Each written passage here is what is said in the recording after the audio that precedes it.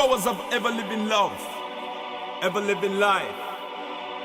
Hotter flames, bugging a Kente. It's a blessing to the world. Giving thanks and praises itinerally. What you say? Growing mentally, physically, and spiritually. Alright. Yeah. Friday evening at 6 o'clock, 6:30. We go to this place. Rain, snow, we didn't care. And that's where the first rappers came out.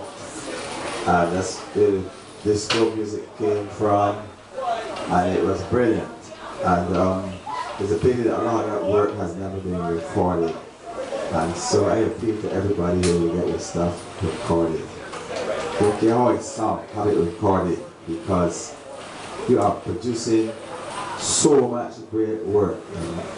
Sitting there listening all the time and I'm thinking, jeez, you know, this is fantastic. This is not fantastic. And take this time. Yeah. But I just wanted to say that I thank Brother Graham and everybody who came here tonight, because we have to keep the arts alive and well. And I've been fortunate to have been there with the poetry, with the folk music, with the dance, with the drama, with the writing of plays, etc., calypso, whatever, jazz, everything. Because I look at music as 7 notes to juggle. Depending on how you juggle them, they come up as different things. So tonight I just want to say that there is one country that seemingly we don't get the chance to pay homage to, that we really should be paying homage to as artists, as anything, because that one country gave us all 7 liberal arts. All 7, and that's Egypt. The Egyptians were so brilliant that they had systems in place that they taught their people at such a high level that they didn't have to write it down. In fact, it was forbidden to write it. There was a system called the mysteries, the mystery system. And from that system came all of these things that we are doing today. And then they traveled to Mali. And the Mali people had ships. In fact, they had 400 master ships and 400 supply ships that traveled into places like Ghana, Nigeria, and so on, other places in West Africa. The Egyptians went to Mali, the Mali people went to the rest of West Africa.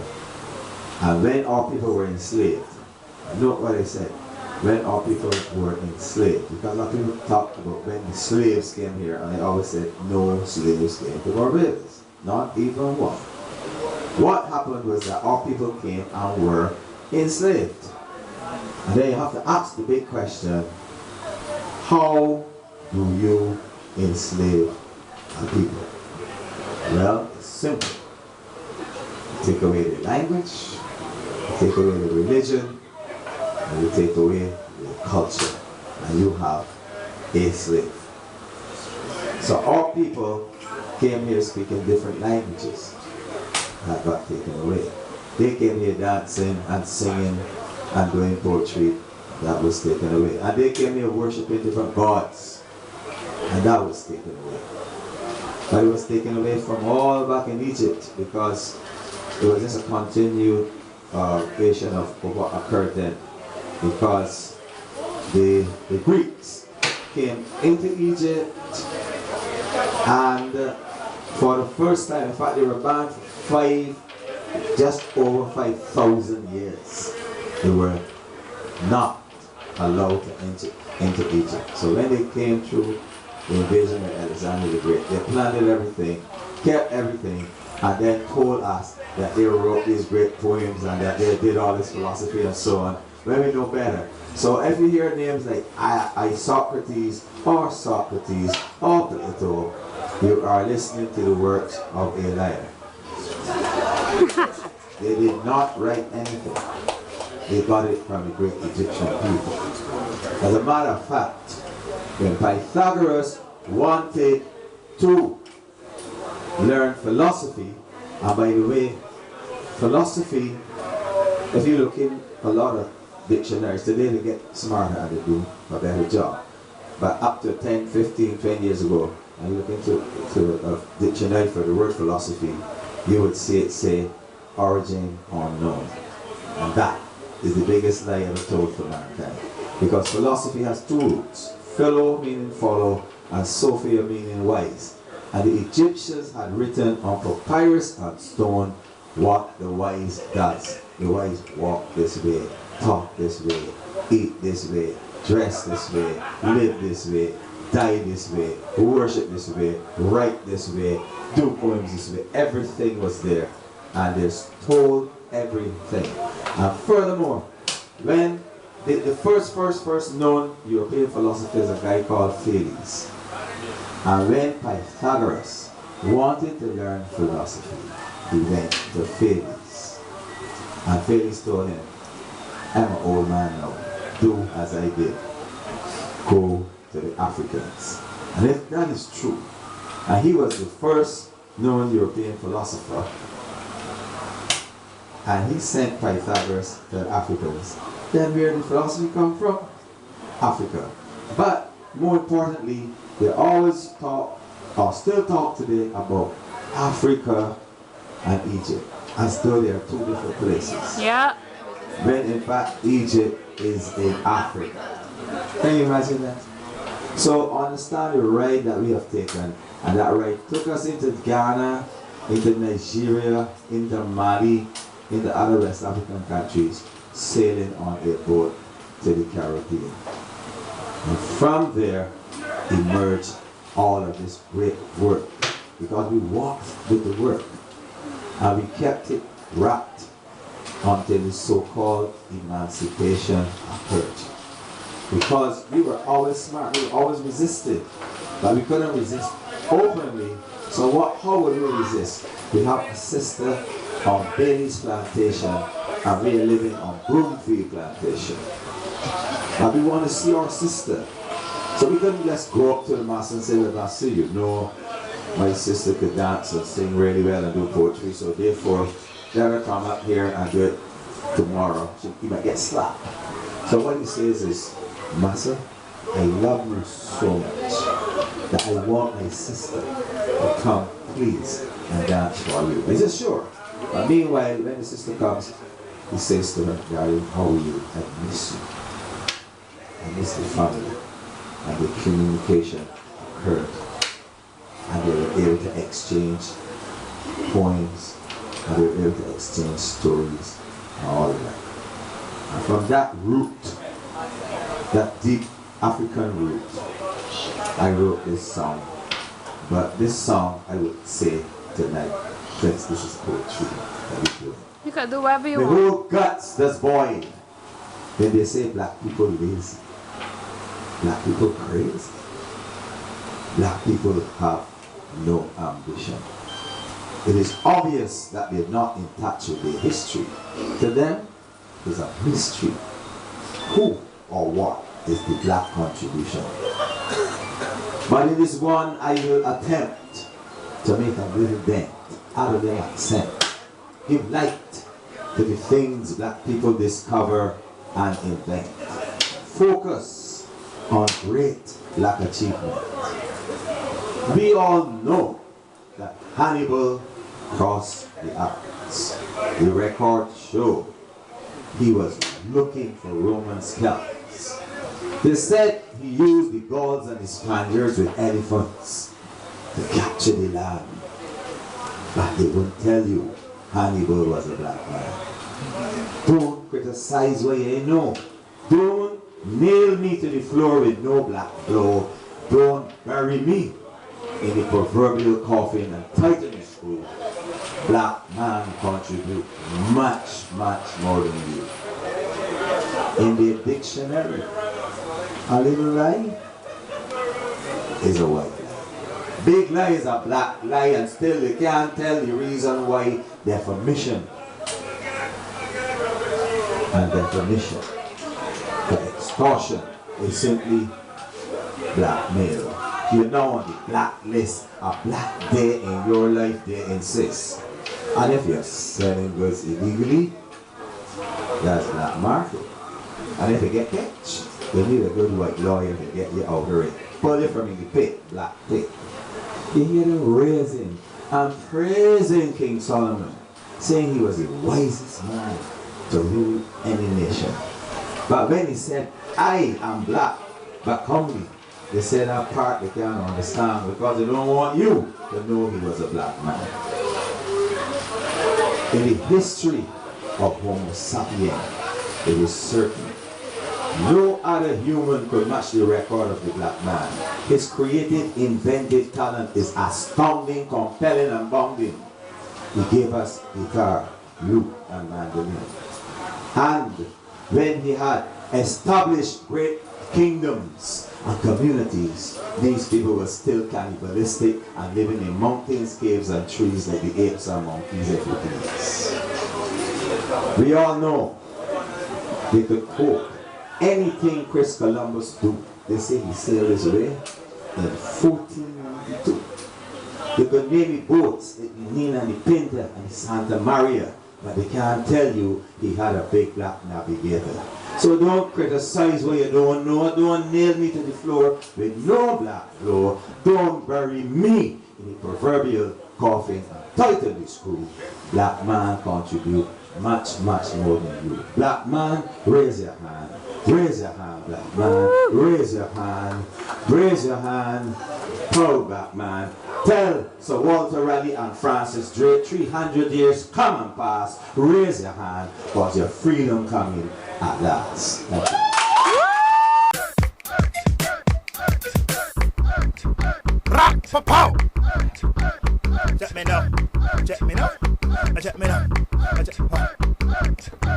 Give me the DB bassline, the kick is all it up. As man in the place, so them got to show me love. A big crowd outside that the bouncers rolling up. They're getting agitated, them ain't no controlling them. The people start to bore soon as the doors open up. If them can't fit you, warned over, open both of them. They're letting two. That you don't even need. What you really mean? New curtains, a stove, and washing machine. The old ones ain't working? Like, seriously?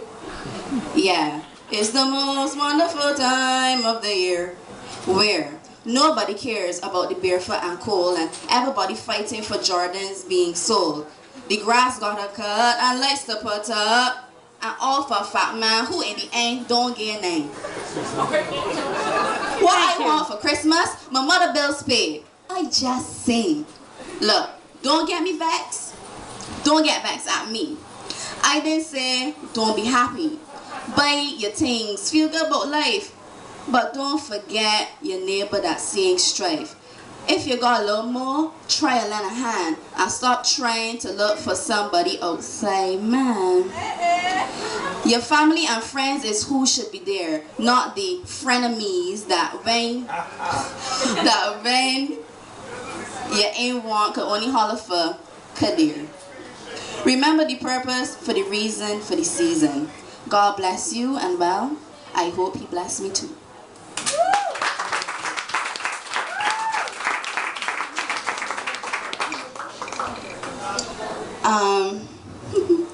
This next one is a favorite of one of my closer friends in the audience.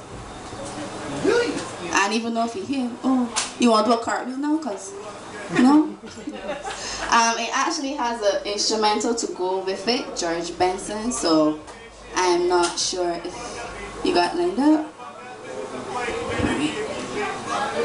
Let's see.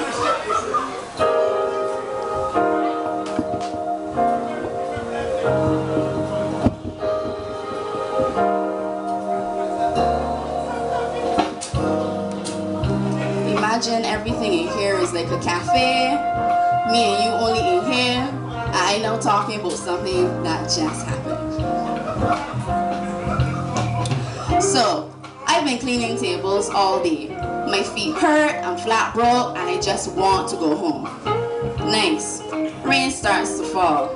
Maybe I walk home in the rain. I'm closing up the store and I just want to leave. And then he comes in. Newspaper overhead dripping wet. dark skin glistening under the sunlight where Mother Nature left her warm, sweet kisses. He introduces himself as good evening, and I tell him my name is, sorry, we close. His brown eyes sigh as he turns to leave like a wet cat shivering, and I tell him my middle name is, I'm sorry, can I take your order? I serve him an herbal tea, and next to it I place a conky on the side. His last name was strange though, I don't think you hear it very often. I think it was thank you. Well, anyway, the radio is playing a cool jazzy beat to it, and that is motivation to get the broom and sweep it up. Unconsciously, I start to hum along, and before I know it, Mr. Good Evening is humming along with me too. So I stop, embarrassed, forgetting my professionalism in this tiny little coffee shop. I go over and outstretch my hand to receive my tip. But just like that broom on the floor, he sweeps me off my feet to the rhythm and blues of that saxophone. Yes, I did cop a feel off of his wet shirt where his abs were printing. And he told me his middle name was Breathes Softly with Heartbeat. I go to tell him mine, but before I do, he dips me and kisses me right on my forehead. I am now in awe of this charismatic black man, Mr. Good Evening, Breathe Softly with Heartbeat, thank you. The rain by now is all but a gentle whisper, and as the wind chimes bid him adieu at the door, I realize he has left his newspaper. So I go to catch him, but nowhere in sight, vanished, gone. And then I see my name written in black ink on that newspaper. For Empress Smile, waiting for that next dance. Thank you.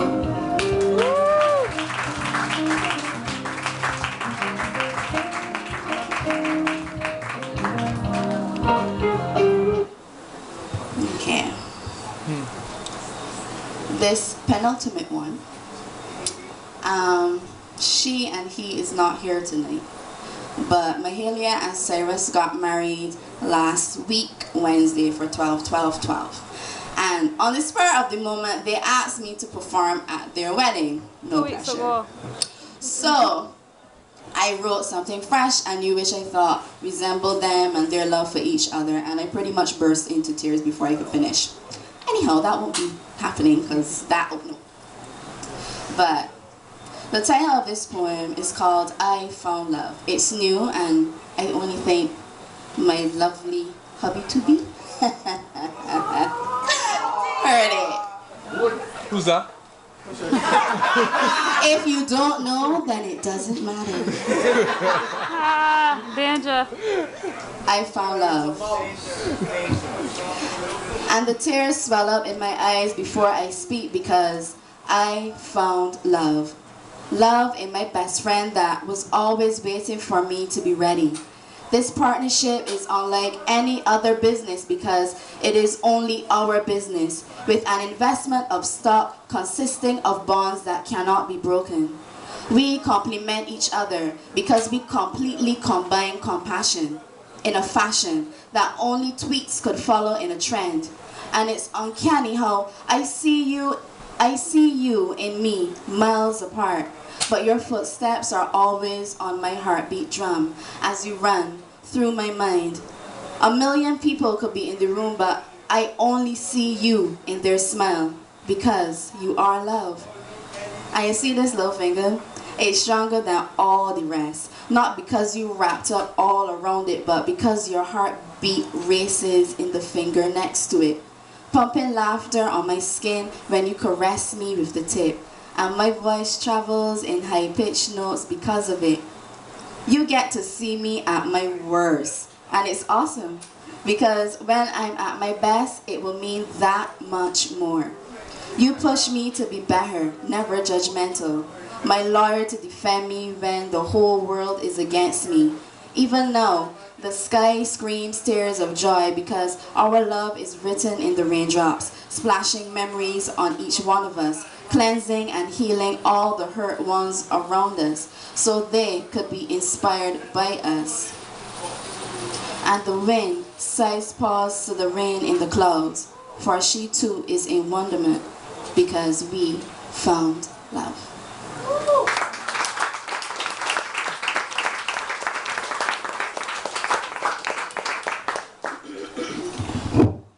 Now, this last one, I think it's my favorite because it encompasses everything that I am in a short space of time, and you'll hear it. I watch those girls talk to guys and vice how they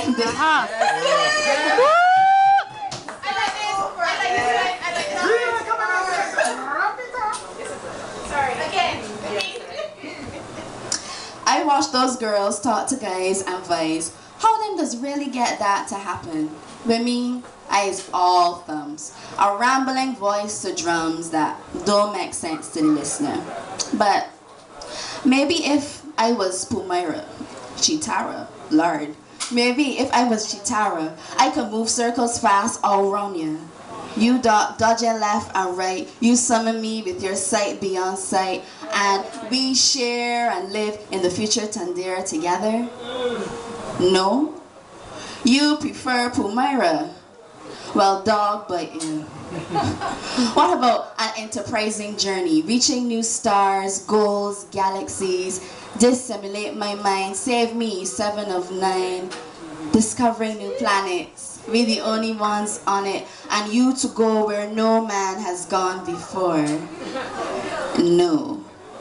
You prefer Dax. Now how am I supposed to react to that? What about Star Wars? Now that whole world could be ours. Me having all those DVDs on total repeat. The way how Anakin near dead in episode 3 near kill me. And after all he do for she, I could be your Padme Amidala Sky. No political lie. Teach me the way of the Jedi and how to wield a saber. Or love forever in the now, not later. Wait, disturbance in the force. You rather go the other course? A Sith master become you must? But what about us? You rather be on the dark side? Well, look at this shit. Well, I guess it's a waste of time asking you to be girl, cause you just got Chun-Li but can't be on the side. What I ask you be Ken, but you just marry Eliza in the end. That had me on pause. That was a serious Hadouken. Well, anyhow, I guess that's who I am. Gamer, sci-fi chick, fantasy fan. I'm gonna find a guy to get played with and not played on. So I gone. Gonna play Final Fantasy 7, so live long and prosper.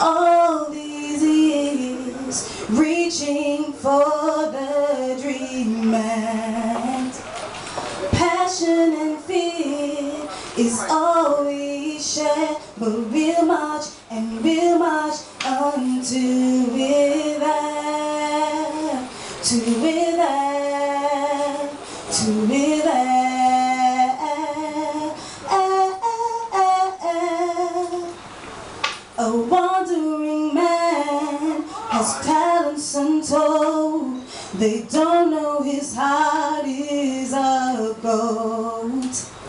He reaches his hand so far to touch the gold. His heart is made of solid gold, but they may laugh and berate, but they can't take his love away. Similarly, I fight for more. I'm almost there, almost home.